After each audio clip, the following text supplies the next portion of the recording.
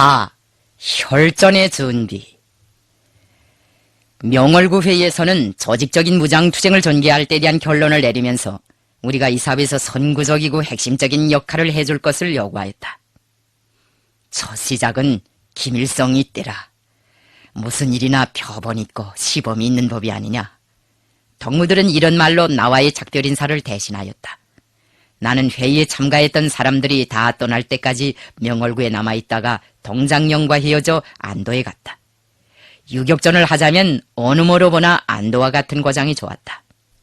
12월 명월구 회의에서도 논의된 바이지만 우리는 무장대를 조직하는 데서 선차적으로 풀어나가야 할 문제는 9.18 사변 후 만주 각지에서 조직된 중국의 반일무장력인 구국군과의 사업에 착수하는 것이라고 인정하고 조직의 기본 역량을 안도와 왕청에 두기로 하였다. 안도와 왕청은 구국군의 집결 중심지였다. 흑룡천에 돌아온 나는 가족들과 함께 마춘욱이네 집에 얼마간 가 있다가 서사 토계점걸 갈밭 부락으로 이사하여 반일인민 유격대 창건을 위한 본격적인 준비 작업에 착수하였다. 서사하는 조직화된 부락이어서 흑룡천보다 주변 환경이 대단히 좋았다. 지하 조직이 든든하게 들어박힌 이 마을에는 밀정들이 마음대로 드나들지 못하였다. 주구들이 쏠라닥거리지 않으니 군경들도 서사하에는 별로 토벌을 오지 않았다. 반일인민 유격대를 창건하기 위한 우리의 투쟁은 처음부터 여러 가지 난관에 부닥치었다. 사람 문제, 무기 문제, 교련 문제, 식량 문제, 군정적 토대 문제, 구국군과의 관계 문제를 비롯하여 군사정치적으로 많은 난문제들이 제기되어 해결을 기다리고 있었다. 우리는 무장대오를 꾸리는 데서 사람과 무기를 가장 중요한 두 가지의 필수적 요소로 보았다. 그런데 우리한테는 이 두 가지가 다 부족하였다. 여기서 우리가 말하는 사람이란 군사정치적으로 준비된 인간을 의미한다. 우리한테는 정치를 알고 군사를 아는 사람, 조국과 인민을 위해 장기간 무장을 들고 싸울 준비가 되어 있는 그런 청년들이 필요하였다. 우리는 한 해 반 사이에 조선혁명군의 골간들을 거의 다 잃어버리었다.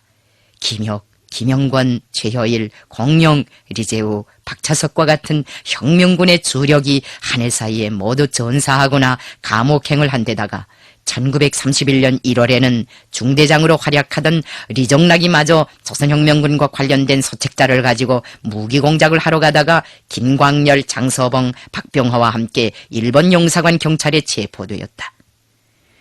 군사물계에 밝은 김니갑도 감옥에 끌려갔고 백신하는 전사였다. 최창골과 김원호는 어떻게 되었는지 소식조차 알 길이 없었다. 혁명군의 나머지 역량 가운데 군사 경험이 있다는 대원들은 손가락으로 꼽을 수 있는 정도였는데 얼마 안 되는 그 대원들마저도 군중 정치 공작이 돌리다 보니 무장대오에 망라시킬 수 없었다. 내가 안도에서 유격대를 내오느라고 바쁘게 뛰어다닐 때 내 곁에 있은 조선혁명군 출신의 청년은 차광수 한 사람뿐이었다. 국가 권력을 쥐고 있는 사람들 같으면 동원령이나 의무병력제와 같은 법으로 필요한 군사인원들을 손쉽게 충당할 수 있겠지만 우리는 그런 방법으로 사람들을 모집할 수 없었다. 법적 장치나 물리적 힘으로서는 대중을 혁명에 동원시키지 못한다. 한때 상해 임시정부는 모든 국민들이 납세, 병력 징발에 응할 의무를 지닌다는 조문을 헌법에 박아놓았지만 인민들은 그런 법이 채택되었다는 것조차 모르고 있었다. 국권을 잃어버린 상태에서 남의 나라 조계지 한 구석에 앉아 국권을 행사하는 망명정부의 법이나 지령이 효과를 낼 수 없다는 것은 너무나도 자명한 이치이다. 식민지 민족해방혁명에서는 동원령이나 의무병력제와 같은 법적 수단으로 사람들에게 총을 메울 수 없다. 이 혁명에서는 혁명을 영도하는 수령과 선각자들의 호소가 법을 대신하며 매개 사람들의 정치 도덕적 자각과 전투적 열정이 참군을 결정하게 된다. 대중은 그 누구의 요구나 지령이 없어도 자기 자신의 해방을 위하여 스스로 총을 맨다. 이것은 자주성을 생명으로 간주하고 그것을 위해서라면 목숨까지도 바칠 각오가 되어 있는 인민대중의 본성적 행위이다. 우리는 이런 원리에 기초하여 안도와 그 주변에서 유격대 망라시킬 대상들을 물색하기 시작했다. 저기대, 소년선봉대, 노동자 규찰대, 지방돌격대와 같은 반군사 조직들에는 참군을 요구하는 끌끌한 청년들이 많았다. 추수 준항투쟁의 폭풍 속에서 반군사 조직들은 급속히 확대되었고 그 폭풍의 한복판에서 청년들도 몰라보게 성장하였다. 그러나 대중이 참군을 요청한다고 하여 그 준비 정도도 고려해보지 않고 아무 사람이나 망탕 유격대 받아들일 수는 없었다. 동만의 청장년들은 아직 군사적으로 준비되지 못한 상태에 있었다. 유격대의 인적 원천을 확보하자면 저기대와 소년선동대를 비롯한 반군사 조직들에서 청년들에 대한 정치군사적 훈련을 강화해야 하였다. 그런데 내 곁에는 교련을 맡아볼 수 있는 인재가 한 명도 없었다. 나 혼자의 힘으로는 안도지구의 청년들을 모조리 군사화할 수 없었다. 내 자신도 화성의식에 물을 좀 먹었다고는 하지만 세용의 군대 유격대를 움직이기 위한 군사 실천 면에서는 백지 상태나 다름없었다. 책상 물림인 차광수는 나보다도 군사를 더 몰랐다. 리정락이마저 감옥에 잡혀가니 이제는 기대를 가지고 쳐다볼 인물도 없게 되었다. 리정락과 같은 사람만 있으면 그에게 군사를 일임하고 나는 정치사업에 전적으로 시간을 바칠 수 있으련만 그렇게 할 수 없으니 안타깝기만 하였다. 어려운 고비에 처할 때마다 나는 이상하게도 매번 동지의 부족을 느끼곤 하였다. 우리가 이런 고충을 겪고 있을 때에 박훈이라고 부르는 황포군관학교 출신의 유망한 인물이 우리를 찾아왔다. 황포군관학교의 교장은 장계석이가 하였고 정치 부주임은 주울레가 하였다. 그 학교에 조선 청년들이 많았다. 중국 사람들이 광주 폭동을 3.1 소베트라고도 하는데 이 폭동에서 주동적 역할을 담당한 것이 바로 황포군관학교 학생들이었다. 박훈과 안붕은 광주 폭동에 참가하였다가 폭동이 실패하자 관내에서 도망쳐 나와 만주로 탈출해온 사람들이었다. 박훈은 체격도 건장하고 언행이나 몸가짐도 무인답게 활달하였다. 그는 조선말보다 중국말을 더 많이 사용하였으며 조선옷보다 중국옷을 더 자주 입고 다녔다. 이 사람이 바로 나의 군사고문이었다. 장계석이 혁명을 배반한 것으로 하여 4월 12일 사변 장계석이 혁명을 배반한 것으로 하여 국공합작이 파괴되고 제1차 국내혁명전쟁이 실패로 막을 내린 후 남방지방으로부터 양림, 최영건, 어성년, 전광, 어성윤, 장지락, 박훈을 비롯하여 황포군관학교, 광동군관학교, 운남강무당과 같은 무관학교를 졸업하고 중국혁명에 참가했던 사람들이 장계석의 테러를 피해 만주지방으로 많이 들어왔다. 솔직히 말하여 나는 그때 황포군관학교라는 교명을 듣고 박훈에게 큰 기대를 걸었다. 박훈은 전투장에서 권총을 양손에 하나씩 들고 쏘는 특기를 가지고 있었다. 사격솜씨가 이만저만이 아니었다. 그는 총을 정말 귀신같이 쏘았다. 그가 가지고 있는 다른 하나의 특기는 구령을 잘 치는 것이었다.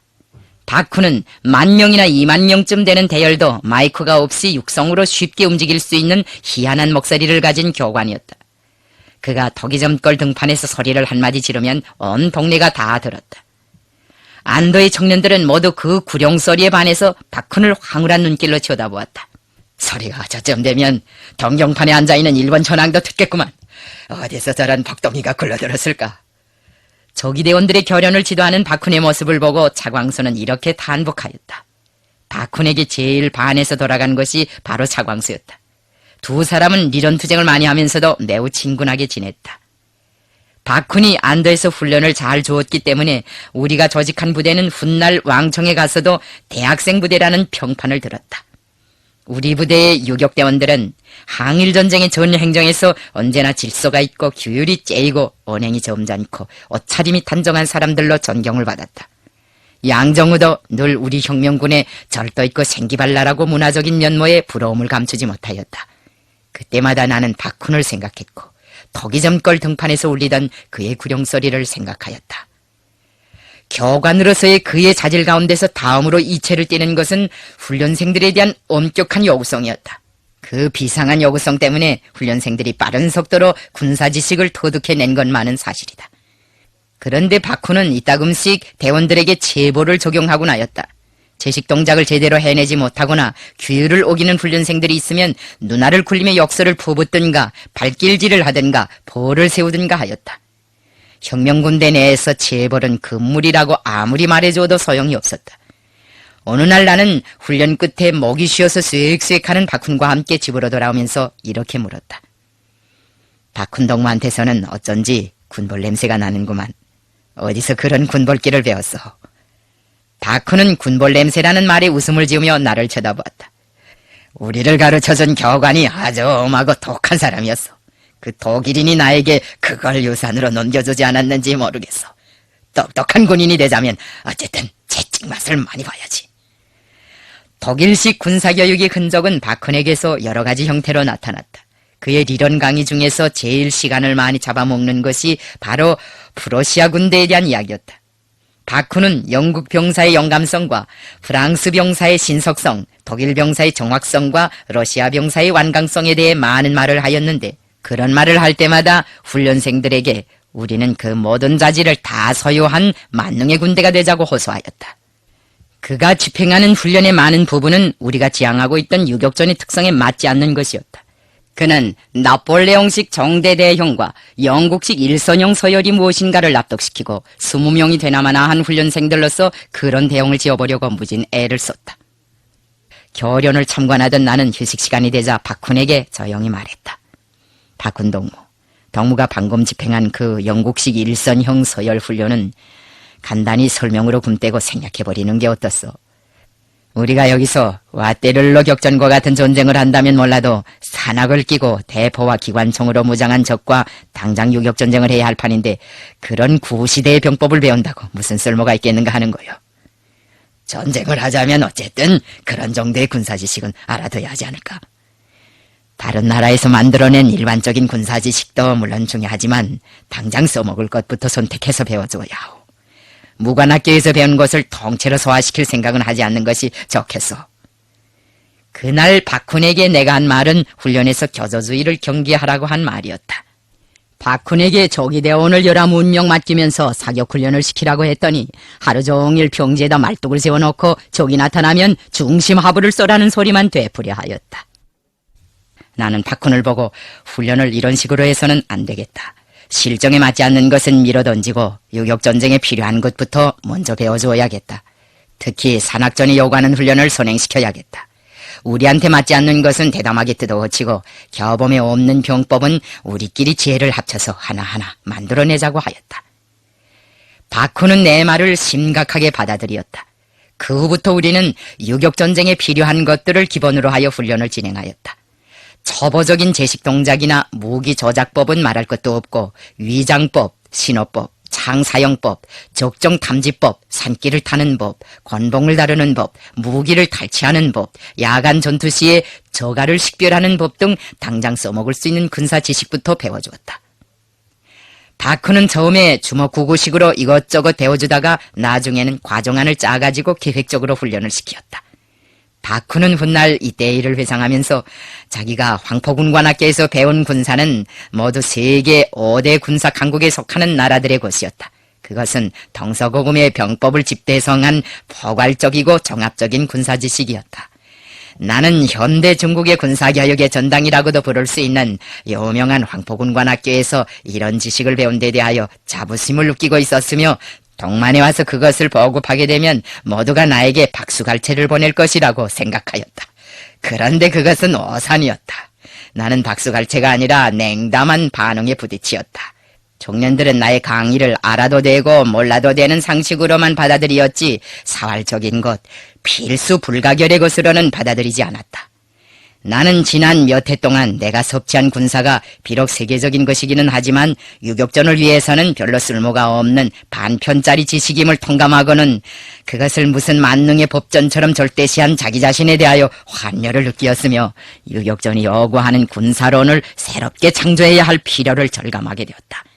나는 그때부터 교조에서 벗어나 조선혁명에 적응한 우리식의 사고방식을 가지게 되었다고 고백하였다. 안도지구의 훈련도감들 가운데서 바쿤 다음으로 이체를 띈 인물은 김일영이었다.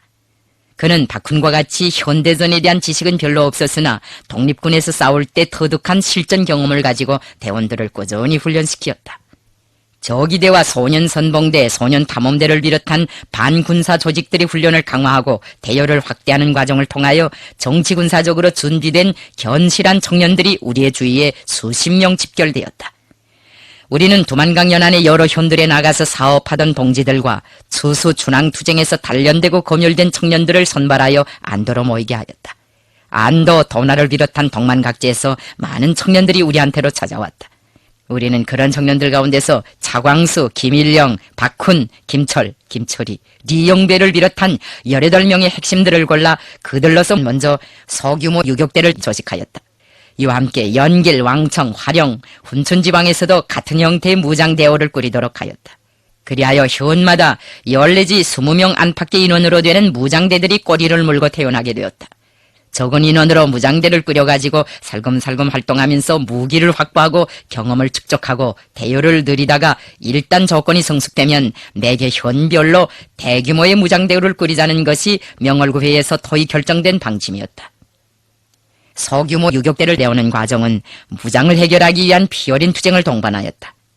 곤란하다 하여도 무기를 해결하는 일처럼 그렇게 큰 난관은 없었다. 일제 침략군은 본토의 군수 산업이 계열식으로 생산해내는 현대적인 무기와 장비들로 육해 공군의 전력을 끊임없이 강화하고 있었지만 우리에게는 무기를 대줄 국가적 후방도 없었고 총 한 자루 사올 돈도 없었다. 우리에게 필요한 것은 대포도 아니었고 땅크도 아니었다. 당장은 보총이나 권총, 수류탄과 같은 경무기만 있으면 되었다. 국내에 무기를 생산하는 공장이 있으면 노동계급의 힘을 빌어서라도 해결할 수 있겠지만 우리나라에는 그런 공장이 없었다. 우리는 불행하게도 자신을 무장하는 데서 자기 나라 공업의 덕을 하나도 보지 못하였다. 그러니 적의 무기를 빼앗아 자체를 무장하자는 비장한 구호가 나올 수밖에 없었다. 나는 안도에 돌아오자 아버지가 어머니한테 맡겼던 2자루의 권총을 땅속에서 파냈다. 그 2자루를 쳐들고 동무들에게 말했다. 자, 이것이 우리 아버지가 나에게 물려준 유산이다. 아버지는 의병도 아니고 독립군도 아니었지만 세상을 떠나시는 날까지 이 총을 가지고 있었다. 왜? 무장투쟁이야말로 나라의 독립을 이룩할 수 있는 최고의 투쟁 형태라고 인정하였기 때문이다. 아버지의 정적인 지향은 무장투쟁을 하자는 것이었다. 나는 이 2자루의 권총을 물려받을 때 아버지가 지향했던 것을 내가 대신하여 실현시키고야 말리라는 결심을 굳게 다졌다. 이제는 때가 되었다. 이 2자루를 미천으로 삼아 독립행군을 시작해보자. 지금은 이 2자루가 전부이지만 이것이 새끼를 치고 또 쳐서 200자루, 2000자루, 2만자루로 될 날을 생각해보라. 총 2000자루만 있으면 능히 나라를 해방할 수 있다. 미천이 있으니 이것을 자꾸 굴려 2000자루, 2만자루가 되게 하자. 나는 뜻을 이루지 못하고 너무나도 일찍이 세상을 떠나신 아버지 생각에 목이 메어 더 말을 이을 수가 없었다. 무기를 얻는 문제가 일정에 오르자 박훈은 나에게 소문을 들으니 무성에서 어떤 부잣집 자식이 당신네한테 총 수십 자루를 시사한 일이 있다는데 그것은 어떻게 하였는가고 물었다. 그가 말하는 무성이 부잣집 자식이란 장우라를 말한다. 우리가 오가자에서 활동할 때 그는 자기 집 가병들의 총 40자루를 가지고 우리를 찾아온 적이 있었다. 우리는 그때 그 총을 조선혁명군 대원들에게 모조리 나누어 주었다. 박훈은 이런 사실을 알게 되자 몹시 아쉬워하면서 출로는 돈에 있다고 말하였다. 그는 우리가 꾸려놓은 혁명촌들을 돌아다니며 농민들에게 호소하여 돈을 모아보자고 제기하였다. 우리는 그의 제의를 따르지 않았다. 부자들에게 호소하여 자금을 뽑아낸다면 몰라도 가난한 노동자 농민의 주머니를 털어 무기를 산다는 것은 좋은 방법이라고 말할 수 없었다. 목숨을 내대고 총을 탈취하는 것보다는 돈을 모으는 일이 훨씬 쉬울 수도 있었다. 그러나 우리는 쉬운 길을 버리고 어려운 길을 택하였다. 나는 돈을 주고 총을 사는 것도 하나의 방법이라고 인정하였지만 그것을 그닥 장려하지는 않았다. 인민들에게 돈을 내라고 손을 내미는 것은 독립군의 식이었지 우리 식이 아니었다.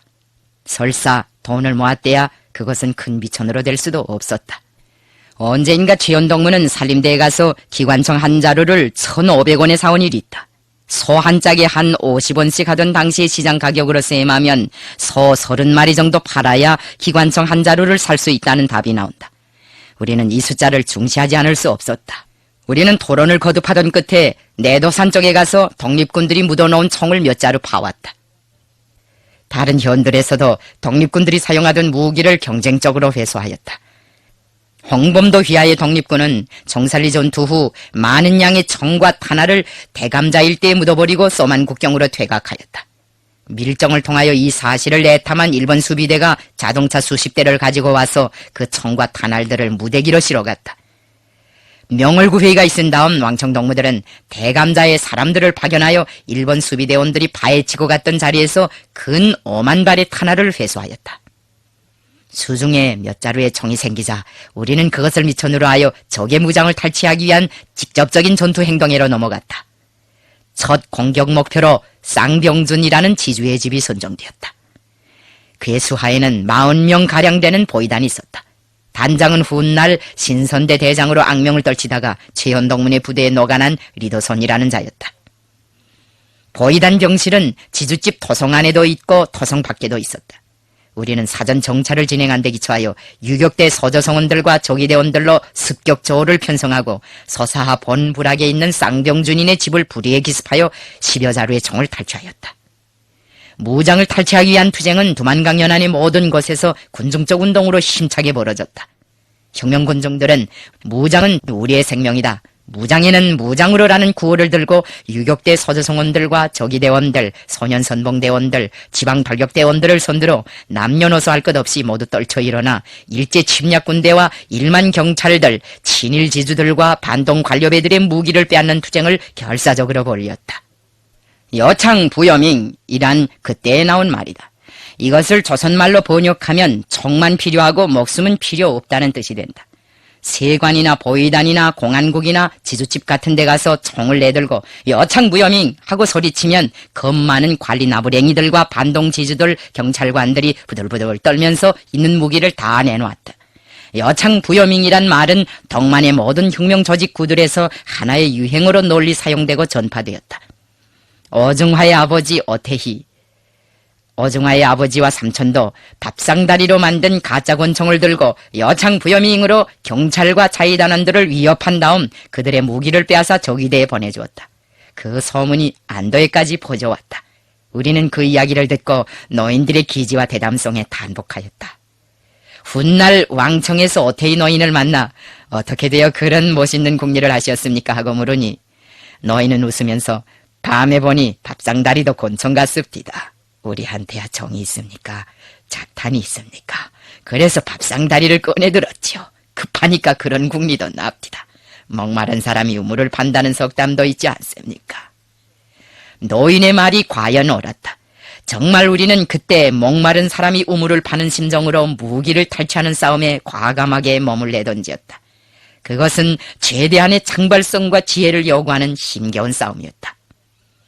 동만의 혁명가들과 혁명적 인민들은 때로는 헌병으로, 때로는 구국군 부대 군인으로, 때로는 일본 영사관 관리나 대부호, 무역상 같은 것으로 변화무쌍하게 자기를 위장하고 정황에 맞게 림기웅변하면서 무기를 탈취하였다.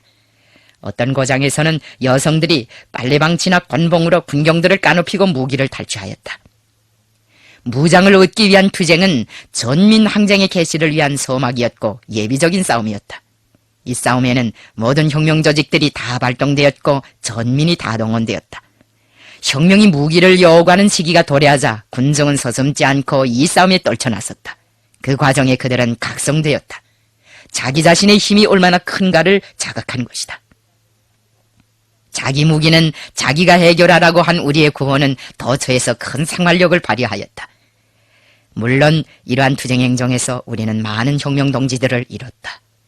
그때 우리가 마련한 한 자루 한 자루의 총에는 혁명 동지들의 뜨거운 피가 스며 있었고 그들의 불타는 애국심이 깃들어 있었다. 우리는 자력갱생의 구호를 들고 무기를 자체로 만들기 위한 투쟁도 동시에 벌였다.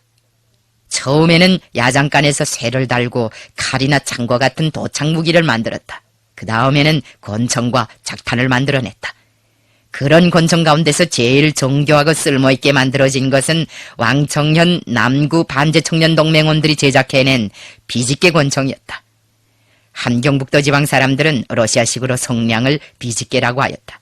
그 권총을 비집게 권총이라고 한 것은 딱성량으로 총알 화약을 만들어 약통실에 넣었기 때문이다. 그들은 총신도 양철로 자작 만들었다.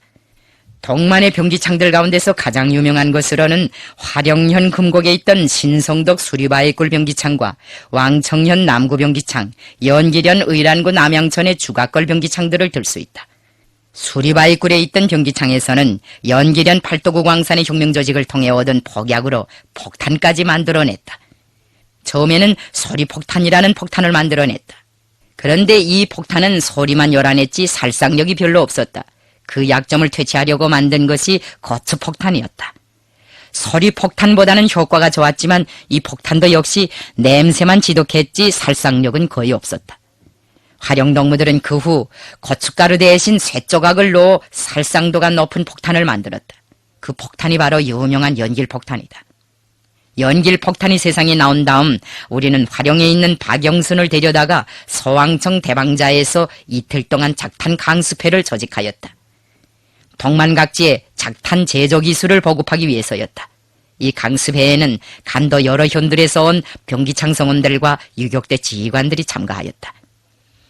나는 첫날 강습에 출연하여 화약 제조 방법에 대하여 강의하였다. 그 당시 유격대 병기창들에서는 작탄을 만들 때 쓰는 화약을 광산에서 비밀리에 구입해오는 방법으로 해결하였다.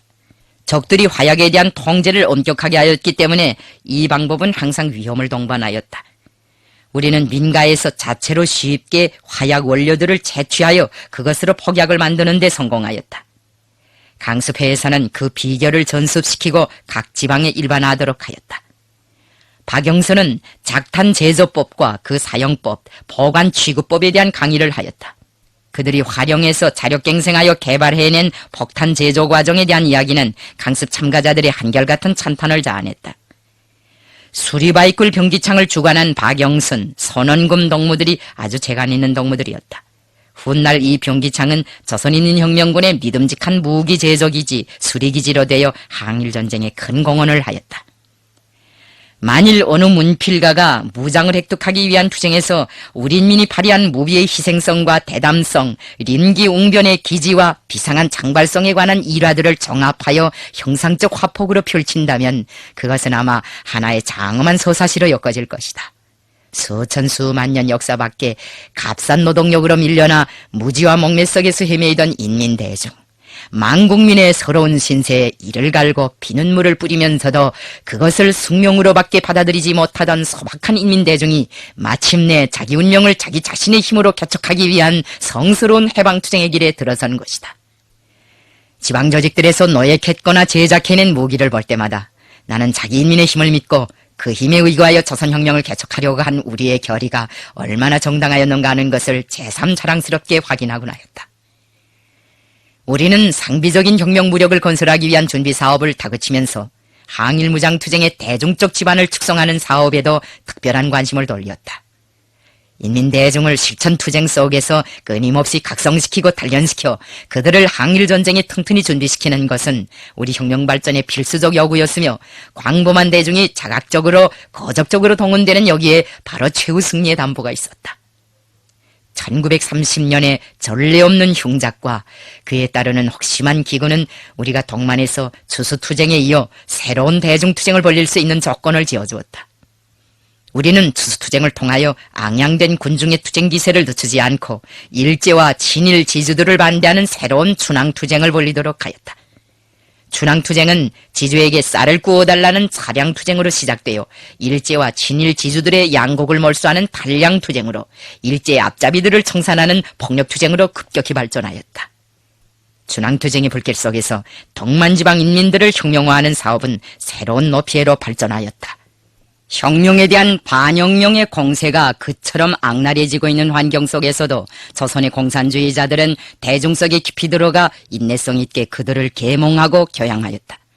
대중단체들은 관문주의의 틀을 맞서고 문을 활짝 열어놓았으며 대중을 실천투쟁 속에서 부단히 단련시키었다. 그러나 이 사업이 어디서나 순풍에 돋단 것처럼 그렇게 홀하게 진행된 것은 아니었다.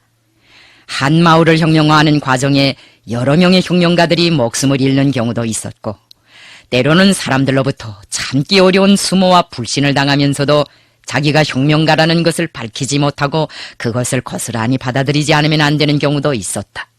내가 푸르호 마을에서 겪은 체험도 바로 이런 경우에 속한다고 말할 수 있다. 푸르호는 안도에서 도나로 넘어가는 길목에 있는 중요한 동네였다. 이 동네를 거치지 않고서는 도나지방이나 남만 일대로 자유롭게 왕래할 수 없었으며 이 마을을 혁명화하지 않고서는 소사하, 대사하, 유수하를 비롯한 인접 마을들의 안전을 담보할 수 없었다. 조직에서 유능한 공작원들을 여러 명 파견하였으나 가는 족족 다 실패하였다. 거기에 조직을 당장 박아놓아야 하겠는데 누구든지 들어가기만 하면 다 잡혀서 목숨을 잃으니 묘책을 찾을 수가 없었다. 김정령은 부르호를 반동동네라고 하면서 그 마을에 스파이나 무슨 백색 조직이 있는 것 같은데 도무지 정체를 밝혀낼 수 없다고 분해하였다. 이 동네에 대한 말만 들으면 나도 이상한 생각을 버릴 수 없었다. 부르호에 송시성을 가진 조직원이 한 명 있었으나 그 동무의 힘만 가지고서는 반동분자를 색출해낼 수도 없었고 동네를 형용할 수도 없었다. 누구든지 목숨을 내대고 들어가서 잡아낼 것은 잡아내고 조직할 것은 조직하여 이 마을을 반동동네로부터 혁명동네로 개조하지 않으면 안 되었다. 이렇게 되어 내가 부르호에 가겠다고 자원해 나섰다. 나는 서사하에 성동무를 불러다 놓고 미리 약속을 하였다. 이제 마을에 돌아가면 동문의 집에 일선이 딸려서 모슴꾼 총각을 하나 얻어온다고 소문을 퍼뜨려. 그러면 내가 동문의 집에 가서 모슴꾼 노릇을 하겠어. 성동문은 눈이 휘둥그레서 반동이 심한 마을인데 어떻게 그런 몸을 하겠는가. 게다가 모슴꾼 노릇을 하겠다니 말이나 되는가고 하면서 도리를 흔들었다. 내가 부르호에 가는 것에 대해서는 조직에서도 반대하였다. 나는 반대를 무릅쓰고 성동무와 함께 소발구에 앉아 부르호 마을로 들어갔다. 세수도 하지 않고 리발도 하지 않고 일부러 반편 같은 용모를 해가지고 반동서굴에 침투하였다.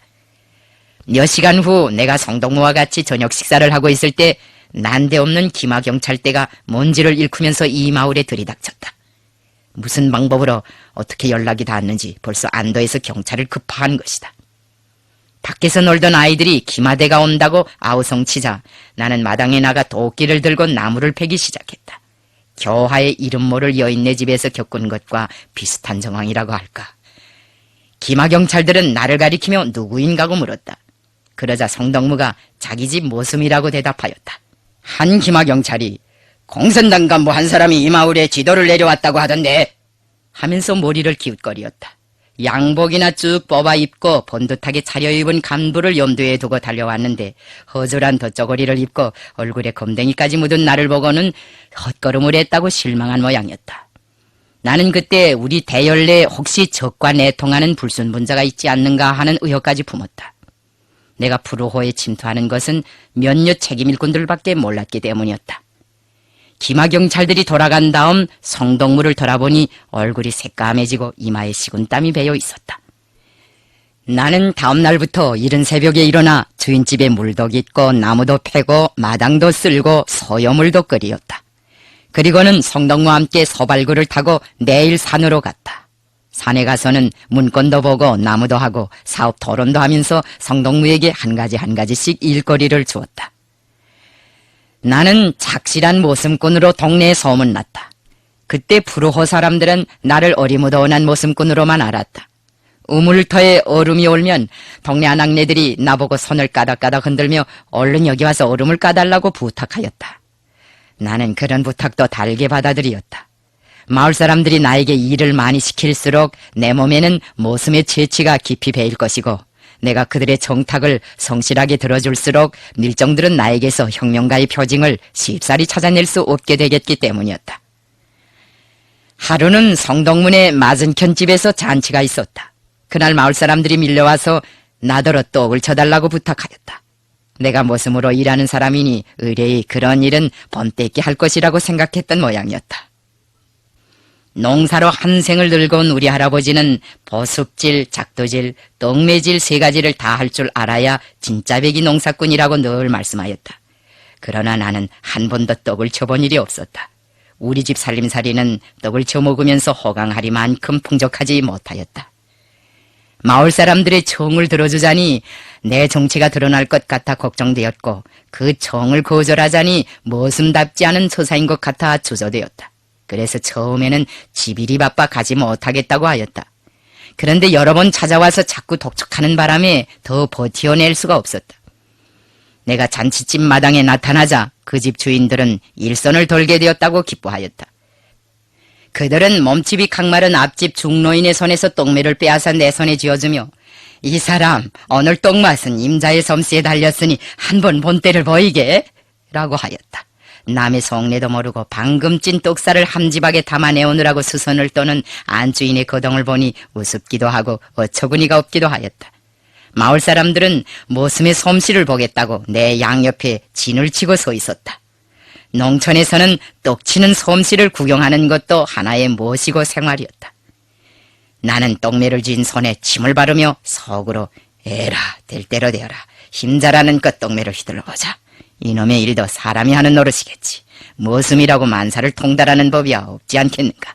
기껏해서 솜씨가 서투르다는 비난이나 받겠지 하고 생각하였다. 그때 내 심중을 알아차린 성동무가 나를 딱한 처지에서 구원해 주었다. 그는 이 사람 그 팔을 가지고 어떻게 떡을 친다고 그래? 내가 팔을 잘 건사라고 몇 번이나 당받은가 하면서 일부러 위험을 풍기며 나를 핀잔한 다음 잔치집 사람들에게 이 사람은 어제 나무하러 갔다가 팔을 상해서 떡을 치지 못해요. 이웃집 경사인데 내가 대신 쳐주지요. 라고 노스레를 떨었다. 마을 여자들은 그날 손님들에게 떡을 나누어 줄 때에도 모슴꾼 대접을 하였다. 다른 사람들에게는 다 그릇에 떡을 담아주면서도 나에게만은 그저 손에다 쥐어주었다. 나는 마을 사람들이 나를 그렇게 수모하는 데 대하여 나쁘게 여기지 않았다. 오히려 나의 공자거리에서 좋은 일이라고 생각하였다. 부르호를 혁명화하는 과정이 이처럼 간단치 않았다. 오가자를 혁명화하는 과정에 거처가 많았다고 하지만 이거장의 혁명화 과정에 비하면 시군증 먹기였다고 할 수 있다. 나는 이 마을에 달반가량 있으면서 조직을 꾸리고 핵심 청년들을 발동시켜 밀정도 청산하였다. 소사하에 돌아온 다음 동무들 앞에서 그 이야기를 했더니 모두 배를 그어주고 웃었다. 나는 그때 동무들에게 어디든지 혁명가들이 배기지 못할 것은 없다. 지금까지 배기지 못한 것은 무르했던 기름방울처럼 군중 속에 들어가지 못하고 신사식으로 혁명을 했기 때문이다라고 말하였다. 반일인민 유격대를 조직한 후 나는 부대를 데리고 부르호에 간 적이 있었다. 빨치산 대장이 되어 말을 타고 지나가다가 그 마을에 들려 군중대회를 열고 연설을 했더니 사람들이 나를 보고 깜짝 놀라는 것이었다. 나에게 얼음을 까달라고 손목을 까닥거리며 불러대던 젊은 여인이 연설을 마치고 말 한 장 위에 올랐는 나를 보고 너무 놀라 에고, 저 사람이 우리 동네에 살던 모순꾼 청각이 아니오? 저희가 혁명군 대장이 됐구려 하면서 어쩔 바를 몰라 했다. 우리 앞에 가로놓였던 난관은 이렇게 극복되었다. 그러나 가장 심각한 난 문제는 아직도 미해결로 남아 있었다. 그것은 조선공산주의자들에게 많은 유효를 가져다 주었던 구국군 부대와의 사업이었다.